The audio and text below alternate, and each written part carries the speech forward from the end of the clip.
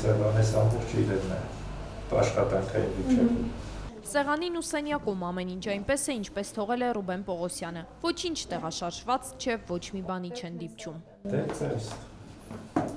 Սարյան հետքերը դեռ պահպանված են։ Ինչպես այցելուն անցավ հոգեկան հավասարակշռության սահմանը, կենտրոնում չգիտեն։ Սենյակում ու գրասեղանին Պողոսյանի արյան հետքերը դեռ թարմ են։ Սեք ես գիրքը վերջի հրատարակությունն է պարոն Պողոսյանը։ Այրան հետքերով ես գիրք եղել է այդ տղայի ձեռքում։ Ոչ բղավոց, ոչ բարձր ձայն, ամեն ինչ կատարվել է հաշված վայրկյաններում։ Հարձակվողին զինաթափած աշխատակցու ուշադրությունը երբևէ չփակվող, փակ դուռն է գրավել։ Ինտուիտիվ բացեցի այս դուռը։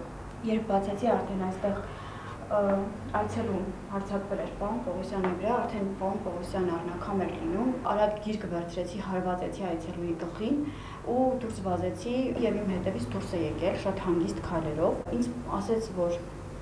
երեկոյան կգա տնօրենին կտեսնի ու հանգիստ քայլերով հեռացավ։ Նույնիսկ առնական վիճակում հոգեբանը գիտակցությունը չի կորցրել։ Մինչև շտապօգնությունը կհասներ աշխատակցուն հանգստացրել է, թե պետք չէ իրար խառնվել։ Վիրահատարանում վիրաբույժների 3 խումբ է աշխատել։ Հիվանդի դեմքին, պարանոցին, գլխին դանակի խոր հետքեր են եղել։ Կարդիոգեն շոկ է հիվանդի մոտ զարգացել, քանի որ հիվանդը ընդունվել է հիվանդանոց,